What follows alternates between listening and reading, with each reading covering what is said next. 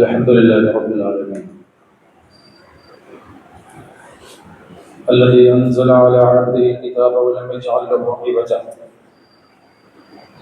نحمده ونستعينه ونؤمن به ونتوكل عليه ونعوذ بالله من شرور أنفسنا ومن سيئات أعمالنا من يهد الله فهو المهتدي ومن يضلل فلن تجد له وليا مرشدا أشهد أن لا إله إلا الله وحده لا شريك له وأشهد أن محمدا عبده ورسوله اللهم صل على محمد وعلى آل محمد كما صليت وباركت على إبراهيم وعلى آل إبراهيم إنك حميد مجيد أما بعد فإن أصدق الحديث كتاب الله وخير الهدي هدي محمد صلى الله عليه وسلم وشر الأمور محدثاتها وكل محدثة بدعة وكل بدعة ضلالة يا أيها الذين آمنوا اتقوا الله حق تقاته ولا تموتن إلا وأنتم مسلمون വിശ്വാസികളെ ശ്രദ്ധാവും പരിപാലകനുമായ റഹ്മാനും റഹീമുമായ അല്ലാഹുവിന്റെ ആജ്ഞാനിർദ്ദേശങ്ങൾ സൂക്ഷിക്കണമെന്ന് സ്വന്തത്തോടുള്ള പോലെ നിങ്ങളെയും ഓർമ്മപ്പെടുത്തുകയാണ് നടത്തുകയും മുമ്പിലെ സഫുകളിലേക്ക് കയറിയിരുന്നാലും ശേഷം വരുന്നവർക്കത് സഹായകമാകും. നമുക്ക് കൂടുതൽ പുണ്യം കരസ്ഥമാക്കാനുള്ള ഒരു ചാൻസ് കൂടിയാണ്. മാത്രവുമല്ല നബി സല്ലല്ലാഹു അലൈഹി വസല്ലമയുടെ ഏറ്റവും പ്രബലമായ ഒരു സുന്നത്താണ്. അല്ലാഹുവിന്റെ ദീൻ വളരെ എളുപ്പമായ എല്ലാ മനുഷ്യർക്കും നിത്യജീവിതത്തിൽ പ്രയോഗവൽക്കരിക്കാൻ കഴിയുന്ന ഒന്നാണ് എന്ന് നമുക്കറിയാം. കർഷകനായിരുന്നാലും ശരി, ഭരണാധികാരിയായിരുന്നാലും ശരി, രാജാവോ പ്രജയോ ആയിരുന്നാലും ശരി, ജീവിതത്തിൽ നിത്യമായി അനുഷ്ഠിച്ചു പോകാൻ കഴിയുന്ന, പുലർത്തിപ്പോകാൻ കഴിയുന്ന പ്രായോഗികമായ മതമാണ് ഇസ്ലാം എന്ന് പറഞ്ഞാൽ. അത് കൊണ്ടു നടക്കേണ്ട ആളുകൾ വേറെ ഏതോ ഒരു വിഭാഗം ആളുകളാണെന്നല്ല. അത് പഠിക്കുകയും പ്രയോഗവൽക്കരിക്കുകയും പ്രബോധനം ചെയ്യുകയും ചെയ്യേണ്ടത് എല്ലാ വിശ്വാസികളുടെയും ബാധ്യതയാണ്. പിന്നെ സ്വാഭാവികമായും പണ്ഡിതന്മാരും സാധാരണക്കാരും ഒക്കെ ഉണ്ടാകും, ചിന്തകന്മാരുണ്ടാകും, എഴുത്തുകാരുണ്ടാകും, പ്രഭാഷകരുണ്ടാകും, സംഘാടകരുണ്ടാകും. പക്ഷെ ബേസിക്കലി ഇസ്ലാം എന്ന് പറഞ്ഞാൽ സാമാന്യേന അതിന്റെ കാര്യങ്ങളൊക്കെ എല്ലാവർക്കും ഒരേപോലെ പ്രായോഗികമാകുന്ന ഒന്നാകുന്നു എന്ന് എല്ലാ അർത്ഥത്തിലും റസൂലുള്ളാഹി സ്വല്ലല്ലാഹു അലൈഹി വസല്ലമ അവിടുത്തെ ജീവിതം കൊണ്ട് നമുക്ക് കാണിച്ചു തന്നു. റസൂലുള്ളാഹിയിൽ അങ്ങനെയുള്ള എല്ലാ വ്യക്തിത്വങ്ങളുടെയും നിദർശനമുണ്ട്. പ്രവാചകൻ ഭരണാധികാരിയായിരുന്നു, അവിടുന്ന് പടക്കളത്തിൽ പടനായകനായിരുന്നു, കുടുംബനാഥനായിരുന്നു, നല്ല മരുമകൻ, നല്ല അമ്മോഷൻ, നല്ല പിതാവ്, നല്ല ഭർത്താവ്. അതാണ് ലഖദ് കാന ലക്കും ഫീ റസൂലില്ലാഹി ഉസ്വത്തുൻ ഹസന. ആർക്ക് നോക്കിയാലും ആ ജീവിതത്തിൽ മാതൃകയുണ്ട് എന്ന് റസൂൽ കരീം സ്വല്ലല്ലാഹു അലൈഹി വസല്ലമയെ കുറിച്ച് വിശുദ്ധ ഇസ്ലാം നമ്മളെ പഠിപ്പിച്ചത്. അതാണ് ഹദീസുകളായി, പ്രവാചക ജീവിതമായി നമുക്ക് പ്രയോഗവൽക്കരിക്കുവാനുള്ള വഴിയായി രേഖപ്പെട്ട് കിടക്കുന്നത്. തറക്തു ഫീക്കും അംറൈൻ ലൻ തളില്ലൂ മാ തമസ്സക്തും ബിഹിമാ കിതാബല്ലാഹി വസുന്നത റസൂലി എന്ന് വിശദീകരിച്ചത് അതാണ്. അനസ് റളിയല്ലാഹു അൻഹു ഉദ്ധരിക്കുന്ന ഹദീസിൽ ഖാല റസൂലുള്ളാഹി സ്വല്ലല്ലാഹു അലൈഹി വസല്ലം യസ്സിറു വലാ തുഅസ്സിറു, നിങ്ങൾ ജനങ്ങൾക്ക് എളുപ്പമുണ്ടാക്കുക, മതം പറഞ്ഞിട്ട് ജനങ്ങളെ ഇടങ്ങേറാക്കണമെന്നല്ല. യസ്സിറു, നിങ്ങൾ അവർക്ക് ലളിതമായ രൂപത്തിൽ, എളുപ്പമുണ്ടാക്കി കൊടുക്കുന്ന രൂപത്തിൽ മതത്തെ അവതരിപ്പിക്കുകയും അങ്ങനെ മതത്തെ പരിചയപ്പെടുത്തുകയും ചെയ്യുക. അതേപോലെ തന്നെ ബശ്ശിറൂ വലാ തുനഫിറൂ, നിങ്ങൾ ജനങ്ങൾക്ക് നല്ല വർത്തമാനങ്ങൾ, സന്തോഷ വാർത്തകൾ അറിയിക്കുക, നിങ്ങൾ അവരെ വെറുപ്പിക്കരുത്. ഇത് ഇസ്ലാമിന്റെ അടിസ്ഥാനപരമായ ഒരു തത്വമാണ്. വിശുദ്ധ ഖുർആനിലെ നരകത്തെക്കുറിച്ച് മാത്രമല്ല പറഞ്ഞത്, അതേപോലെ സ്വർഗത്തെക്കുറിച്ചും പറഞ്ഞു. ശിക്ഷകളെ കുറിച്ച് മാത്രമല്ല പറഞ്ഞത്, രക്ഷാ മാർഗങ്ങളെക്കുറിച്ചും രക്ഷയെക്കുറിച്ചും പറഞ്ഞു. നരകത്തെക്കുറിച്ചും ശിക്ഷകളെക്കുറിച്ചും പറഞ്ഞതുപോലും നമ്മളെ രക്ഷപ്പെടുത്താനാണ്, അതിൽ കൊണ്ടിടാനല്ല. അവിടെയും അള്ളാഹുവിന്റെ കാരുണ്യമാണ് മുന്നിൽ നിൽക്കുന്നത്. ആയിഷ റളിയല്ലാഹു അൻഹയുടെ വീട്ടിൽ പ്രവാചക തിരുമേനി സല്ലല്ലാഹു അലൈഹി വസല്ലമയുടെ കർമ്മങ്ങളെ കുറിച്ച് ചോദിച്ചറിയാൻ വന്ന മൂന്നാളുകളുടെ സംഭവം നമുക്കറിയാം. ഞാനത് വിശദീകരിക്കുന്നില്ല. അവർ നബിയുടെ കർമ്മങ്ങളെ കുറിച്ചൊക്കെ ഇങ്ങനെ ചോദിച്ചറിഞ്ഞപ്പോ അവർക്ക് തോന്നുകയാണ് ഇതൊന്നും പോരാ. ആരാണ് നബി സല്ലല്ലാഹു അലൈഹി വസല്ലം? നബി സല്ലല്ലാഹു അലൈഹി വസല്ലം അവർ ചോദിച്ചതാ. നമ്മള് നബി എങ്ങനെ ഒന്നാവുക? നബി എന്ന് പറഞ്ഞാൽ ആരാ? റസൂലുള്ളാഹി സ്വല്ലല്ലാഹു അലൈഹി വസല്ലം അവിടുന്ന് മഅ്സൂമാണ്. കഴിഞ്ഞുപോയ പാപങ്ങളും ഇനി ജീവിതത്തിൽ അങ്ങനെ വല്ലതൊക്കെ വരാനുണ്ടെങ്കിൽ അതുമൊക്കെ പൊറുക്കപ്പെട്ട് പാപസുരക്ഷിതനാണ് പ്രവാചകൻ. ആ റസൂലുള്ളാഹിയുടെ ജീവിതത്തെ കുറിച്ച് പ്രവാചകൻ രാത്രി നമസ്കരിക്കുന്നു, ഇസ്തിഗ്ഫാർ നടത്തുന്നു, അള്ളാഹുവിനോട് കണ്ണീരഞ്ഞു അണിഞ്ഞുകൊണ്ട് പ്രാർത്ഥിക്കുന്നു, സുന്നത്തായ നോമ്പുകൾ പിടിക്കുന്നു. ഇതൊക്കെ ഇങ്ങനെ ആയിഷ ബീബി എന്ന് കേട്ടപ്പോ ഇവർക്ക് തോന്നുകയാണ് നമ്മൾ പോരാ. അവർ തന്നെ അവരുടെ പിന്നീടുള്ള പ്രതിജ്ഞയിൽ അപ്രായോഗികമായ, അതാണ് ഒരിക്കലും സാധ്യമല്ലാത്ത, ഒരു ആവറേജ് മനുഷ്യന് എത്തിപ്പിടിക്കാൻ കഴിയാത്ത ചില പ്രതിജ്ഞകൾ എടുക്കുകയാണ്. ഒരാൾ പറഞ്ഞു, ഞാൻ ഇനി എന്നും രാത്രി നിസ്കരിക്കുന്ന ഉറങ്ങുന്ന പരിപാടിയില്ല. റസൂലുള്ളാഹി രാത്രി നിസ്കരിക്കുന്നുണ്ടെന്ന് പറഞ്ഞപ്പോ ഈ മനുഷ്യൻ അങ്ങനെ പറഞ്ഞു. പ്രവാചകൻ സുന്നത്തായ നോമ്പുകൾ അനുഷ്ഠിക്കുന്നു എന്ന് മനസ്സിലാക്കി അതിൽ നിന്ന് രണ്ടാമത്തെ ആള് പറയുകയാണ്, ഇനി എന്നും സുന്നത്ത് നോമ്പ് തന്നെ, എന്റെ ജീവിതത്തിൽ സുന്നത്ത് നോമ്പുകളില്ലാത്ത ദിവസമില്ല. അതേപോലെ തന്നെ ആരാധനാ കർമ്മങ്ങളൊക്കെ അനുഷ്ഠിക്കുവാനും ദീന് കൊണ്ടെടുക്കാനൊക്കെ ഈ കുടുംബം, കുട്ടികള്, ഭാര്യ, അതൊക്കെ വലിയ ചൊറയാണ്. അതുകൊണ്ട് ഞാനിനി വിവാഹമൊന്നും കഴിക്കുന്നില്ല. അങ്ങനെ പൂർണ്ണമായും അള്ളാഹുവിനെ ദിക്ർ ചെയ്തുകൊണ്ട് അവനെ ശുക്ർ ചെയ്തുകൊണ്ട് നിസ്കരിച്ച് നോമ്പ് വെച്ച് അങ്ങനെ അത് കഴിഞ്ഞു കൂടാണ്. സല്ലല്ലാഹു അലൈഹി വസല്ലം അവരെ പഠിപ്പിച്ചു, അൻതുമുല്ലദീ ഖുൽതും കദാ വകദാ, ഇങ്ങനെയൊക്കെ പറഞ്ഞു പോയ ആളുകൾ നിങ്ങളാണോ ഇങ്ങനെയെല്ലാം പ്രതിജ്ഞ എടുത്തുകൊണ്ട് പോയത്? അമാ വല്ലാഹി ഇന്നി ലഅഖ്ശാകുമുല്ലാഹി വഅത്ഖാകും ല, ഞാനാണ് അള്ളാഹുവിനെ ഏറ്റവും സൂക്ഷിക്കുന്നവനും നിങ്ങളുടെ കൂട്ടത്തിൽ ഏറ്റവും ഭക്തനുമായവൻ. അതുകൊണ്ട് എന്റെ ഈ സുന്നത്തിൽ നിന്ന് അപ്പുറം ചാടിക്കടക്കുന്നവൻ എന്നിൽപ്പെട്ടവരല്ല. ഇസ്ലാം വരച്ച ഒരു വൃത്തമുണ്ട്. അതാണ് നബി സല്ലല്ലാഹു അലൈഹി വസല്ലം 23 വർഷം കൊണ്ട് വരച്ചു കാണിച്ചു തന്ന വൃത്തമാണ്. ആ വൃത്തത്തിനകത്തൊക്കെ ഉണ്ട്. അതിനപ്പുറം പോവുക, ഇതൊന്നും പോരാതെ തോന്നുക. ഓരോ വിഷയത്തിനും നബി സല്ലല്ലാഹു അലൈഹി വസല്ലം കൊടുത്തതിനേക്കാൾ വലിയ വെയിറ്റേജ് കൊടുത്തിട്ട് അനാവശ്യമായ ചർച്ചകൾ സമൂഹത്തിൽ ഉണ്ടാക്കുക. നമ്മുടെ നാട്ടിലൊക്കെ ചില പള്ളികളിൽ നിന്നൊക്കെ വൈകുന്നേരമായാൽ കുട്ടികൾക്ക് പഠിക്കാൻ പോലും കഴിയാത്ത രൂപത്തിൽ ദിക്റുകളും സ്വലാത്തുകളും ഹൽക്കകളും ഒക്കെ ആയിട്ട് ശബ്ദമുഖരിതമായ അന്തരീക്ഷം.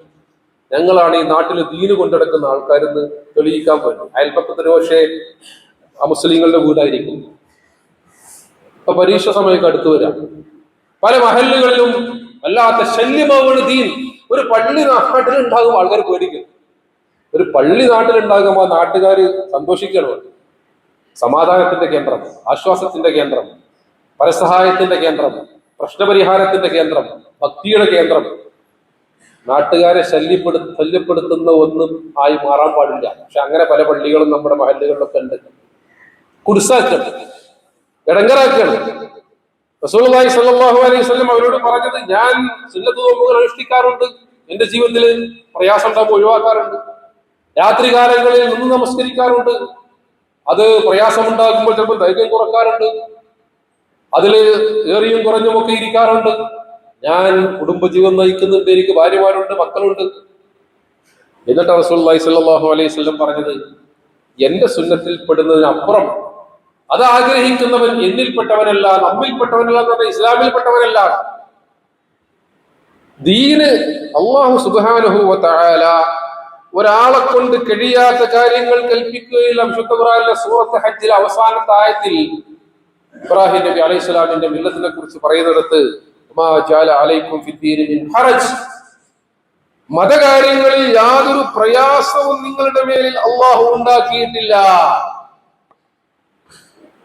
എന്ന് പറഞ്ഞാൽ ഒരാൾക്ക് ഇപ്പൊ നിസ്കരിക്കുന്നത് പ്രയാസമായി തോന്നുമ്പോൾ നിസ്കരിക്കേണ്ടതല്ല.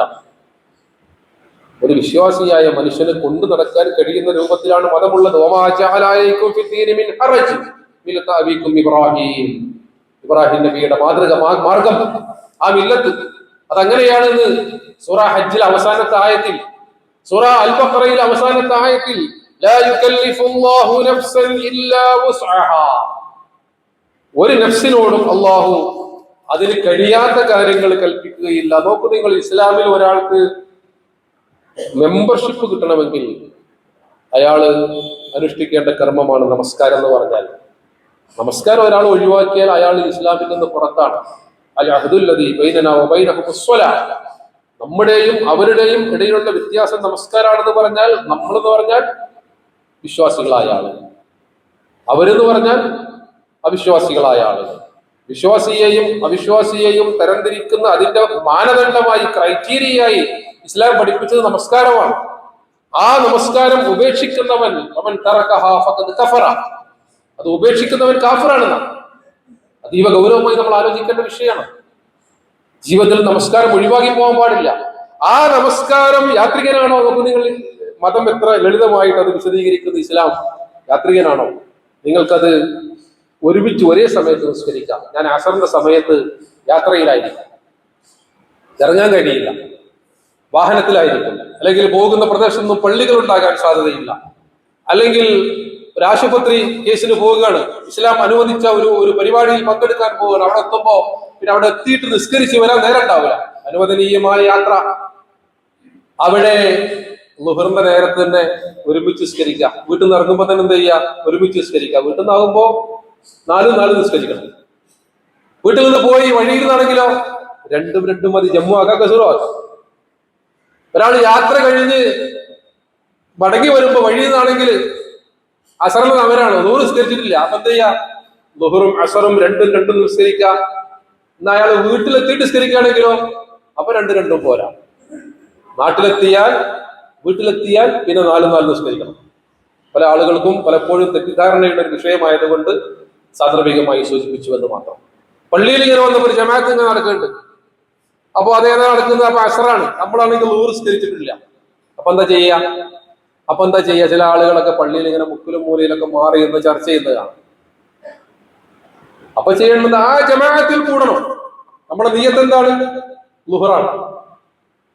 തർത്തീബ് പാലിക്കണം. അത് കഴിഞ്ഞതിന് ശേഷം നമുക്ക് അസർ നിസ്കരിക്കാം. അവിടെ ക്രമം തെറ്റിക്കുവാൻ പാടില്ല. അല്ലാതെ ഇവിടെ ജമാഅത്ത് എടുക്കുന്നത് നമ്മളവിടെ മൂലൊക്കെ പോയി നിസ്കരിക്കല്ല. ഏത് ജമാഅത്തിലും നിയ്യത്ത് വെച്ചുകൊണ്ട് ഏത് ജമാഅത്തിലും കൂടാം. ഏത് നമസ്കാരത്തിലും നിയ്യത്ത് വെച്ചുകൊണ്ട് നമ്മുടെ നമസ്കാരം അതിന്റെ കൂടെ ചേരാം. അങ്ങനെ സാധിക്കും. അപ്പൊ അതുമായി ബന്ധപ്പെട്ട് ജമ്മും കസറിന്റെയും വിഷയം ഇൻഷാ അല്ലാഹ് വിശദമായി നമ്മൾ പഠിക്കേണ്ടതാണ്. അപ്പൊ അങ്ങനെ ജമ്മും കസറുമായി നമസ്കരിക്കാന്ന് പറഞ്ഞു. ഇനി ഒരാൾക്ക് വുദു എടുക്കാൻ കഴിയില്ല, പോകുന്ന വഴിയിലൊന്നും വെള്ളമില്ല, അപ്പൊ തയമ്മം ചെയ്താൽ മതി. ഐസിൽ കിടക്കുന്ന രോഗിയാണ്, ഓപ്പറേഷൻ കഴിഞ്ഞ് കിടക്കാണ്, പ്ലാസ്റ്റർ ഇട്ട് കിടക്കാണ്. അള്ളാഹു ഈ മതത്തിൽ ബുദ്ധിമുട്ടുണ്ടാക്കിയിട്ടില്ല. ആർത്തവകാരികളായ സ്ത്രീകളെ സംബന്ധിച്ച്, പ്രസവാവസ്ഥയിലുള്ള സ്ത്രീകളെ സംബന്ധിച്ച് അവർക്ക് നമസ്കരിക്കേണ്ട ആവശ്യമില്ല. ആ നമസ്കാരം നിസ്കരിച്ച് വീട്ടേണ്ട ആവശ്യമില്ല.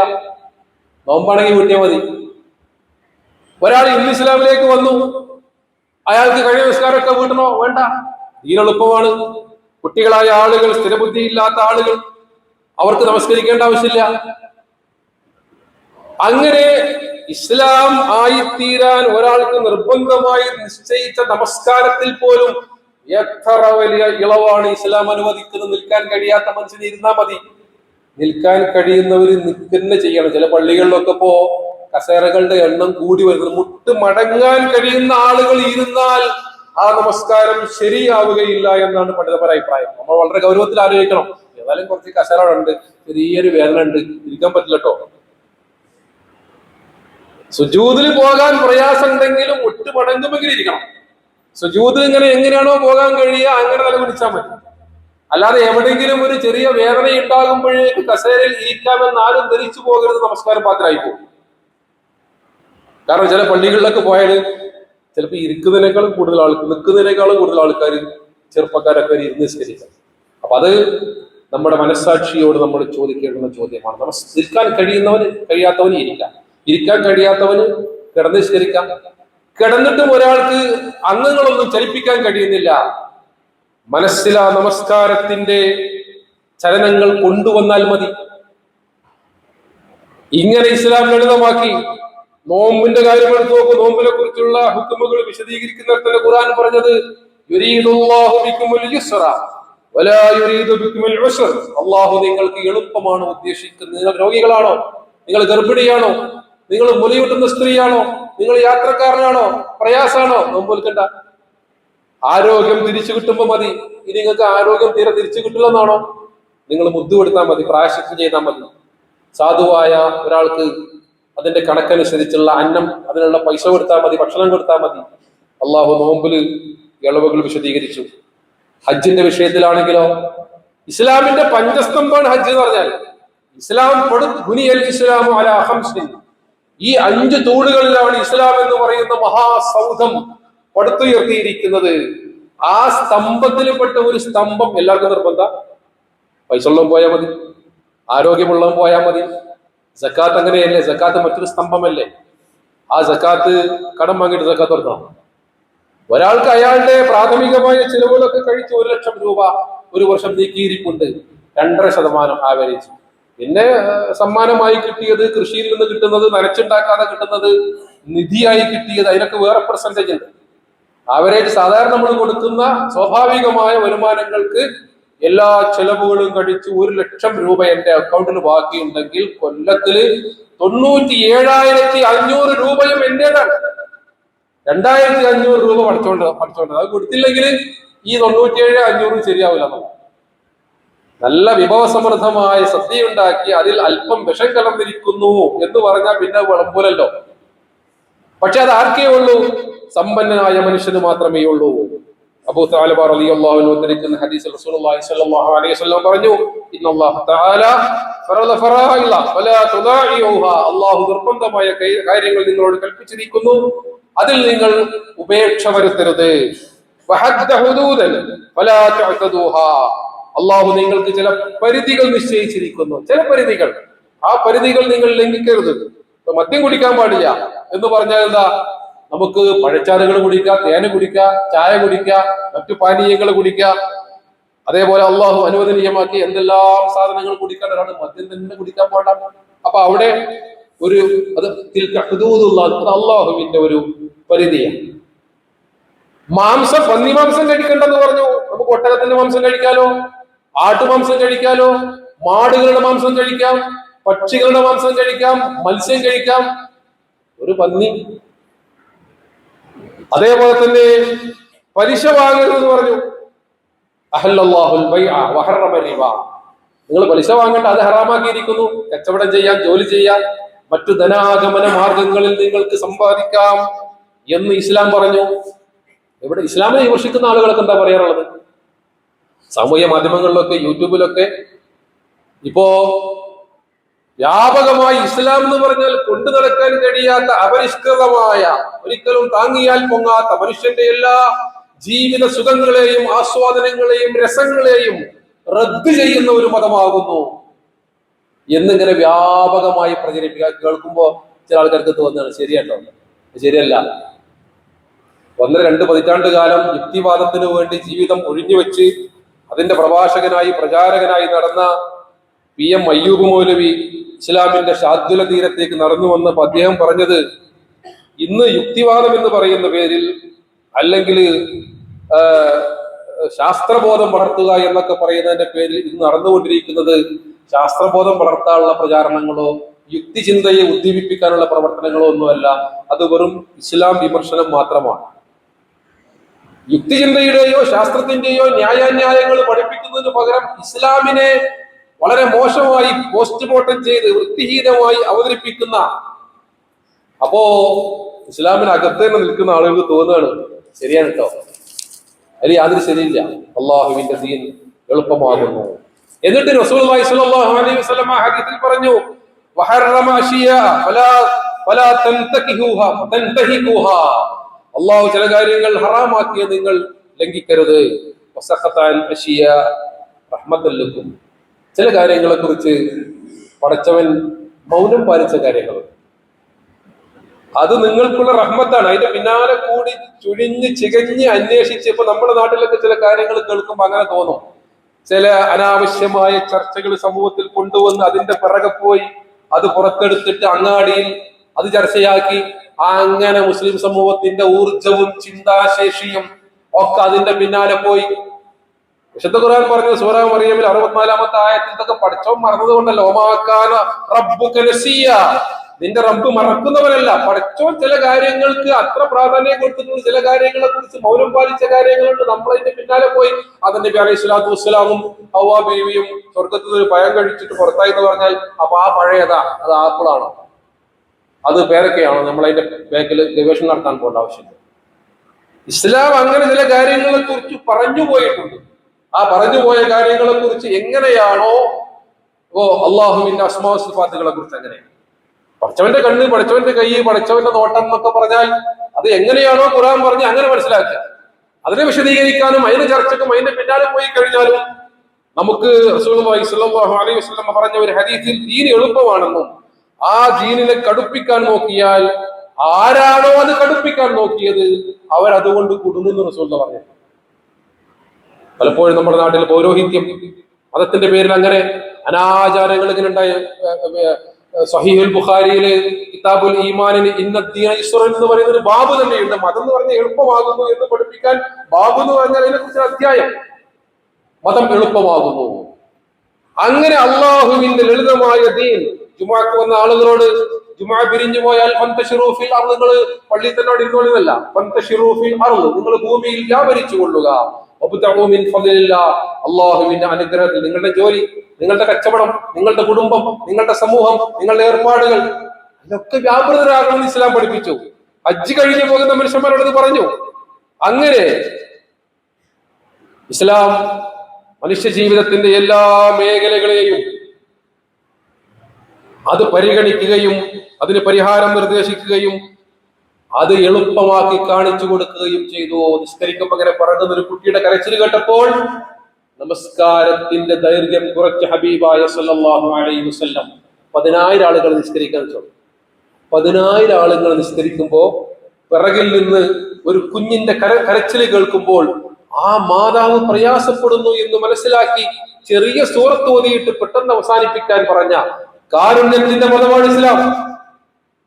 അവിടെ ഈ 999 ആളുകളെയല്ല പരിഗണിക്കുന്നത്, ആ കഷ്ടപ്പെടുന്ന മാതാവിനെയാണ്. ഏതാ ഇബാദത്ത്? നമസ്കാരം എന്ന് പറയുന്ന ഇബാദത്ത്. അപ്പൊ അങ്ങനെ ഭാരമുണ്ടാക്കാതെ സല്ലല്ലാഹു അലൈഹി വസല്ലമയുടെ കാലം അവസാനിച്ച് അതിനു മുമ്പ് തന്നെ ദീർഘകാലം കഴിയാതെ തന്നെ ഇസ്ലാമിലേക്ക് അങ്ങനെ കടന്നു വരുന്ന വിദ്യാർത്ഥികളെ കുറിച്ച് എമ്പാടും ചരിത്രം നമുക്ക് വായിക്കാൻ കഴിയും. നമ്മുടെ നാട്ടിലൊക്കെ പള്ളിയിൽ ഇങ്ങനെ മയ്യത്ത് കൊണ്ടുവന്ന് വെച്ചാൽ എല്ലാവരും കൂടി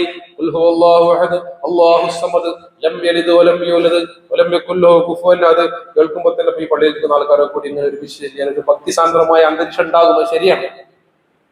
മയ്യത്ത് ഇങ്ങനെ പള്ളിയിൽ കൊണ്ടുവന്ന് വെച്ചപ്പോ ആൾക്കാർ ചിലപ്പോൾ സെഫ് എന്നിങ്ങനെ വർത്താനം പറഞ്ഞിട്ടുണ്ടാകും. അപ്പൊ അവിടെ കൂടിയെന്ന് ഏതെങ്കിലും ഒരു മനുഷ്യൻ ചോദിച്ചിട്ടുണ്ടാകും, അയാൾക്ക് അറിയുന്ന സൂറത്തല്ലേ, നിങ്ങൾക്ക് കുലോന്നോ മതി കൂടെ എന്ന് പറഞ്ഞിട്ടുണ്ടാകും. അതിപ്പോ നമ്മുടെ നാട്ടിലൊരു പുതിയ ആചാരമായി മാറി. നമ്മുടെ കൺമുമ്പിൽ തഴച്ചു വളർന്നു വന്ന ഒരു അനാചാരത്തിന്റെ ഒരു ബിദ്അത്തിന്റെ രൂപമാണ്. ഞാൻ മനസ്സിലാക്കിയെടുത്തോളം ഒരു 10-15 കൊല്ലം മുമ്പ് ഇല്ല.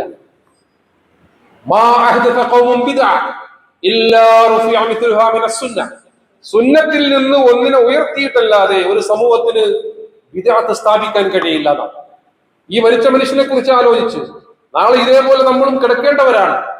പരലോകം, ഖബർ, വിചാരണ, മഹ്ശറ മൈതാനി, വിചാരണയുടെ ലോകം, സ്വർഗനരകങ്ങൾ, അതിനെക്കുറിച്ച് ആലോചിച്ചുകൊണ്ടാണ് ഒരു മയ്യത്തിനെ നമ്മൾ പിന്തുടരേണ്ടത്. അതിനെക്കുറിച്ച് ആലോചിച്ചുകൊണ്ടാണ് പള്ളിയിൽ നിൽക്കേണ്ടത്. അത് നഷ്ടപ്പെടുത്തിയപ്പോ അവിടെ പുതിയ സംഗതി കടന്നു വന്നു. ഇങ്ങനെ അനാചാരങ്ങളായി, അത്യാചാരങ്ങളായി, അന്ധവിശ്വാസങ്ങളായി ദീനിന്റെ പേരിൽ പല കാര്യങ്ങൾ കടന്നുകൂടി ദീനിനെ വഹിക്കുവാൻ കഴിയാത്ത ഒരു വസ്തുവാക്കി മാറ്റുവാൻ ഒരിക്കലും തന്നെ ഇസ്ലാം നമ്മളെ അനുവദിക്കുന്നില്ല. അള്ളാഹുവിന്റെ പ്രവാചകൻ സല്ലല്ലാഹു അലൈഹി വസല്ലം പഠിപ്പിച്ച ദീൻ എന്ന് പറഞ്ഞാൽ ഇന്നദ്ദീന യുസ്റുൻ, മതം എന്ന് പറഞ്ഞാൽ എളുപ്പമാകുന്നു. അത് നിർബന്ധമായ കാര്യങ്ങൾ കൃത്യമായി അനുഷ്ഠിക്കുകയും അള്ളാഹുവുമായി നമുക്ക് എത്രമാത്രം അടുക്കുവാൻ താല്പര്യമുണ്ടോ അതിനനുസരിച്ച് ഓരോ മനുഷ്യരും അവരുടെ ജീവിതത്തിൽ സുന്നത്തായ കർമ്മങ്ങൾ അധികരിപ്പിക്കുകയും ചെയ്യുക എന്നതാണ് ഇസ്ലാമിന്റെ സ്വീകാര്യയോഗ്യമായ രീതി.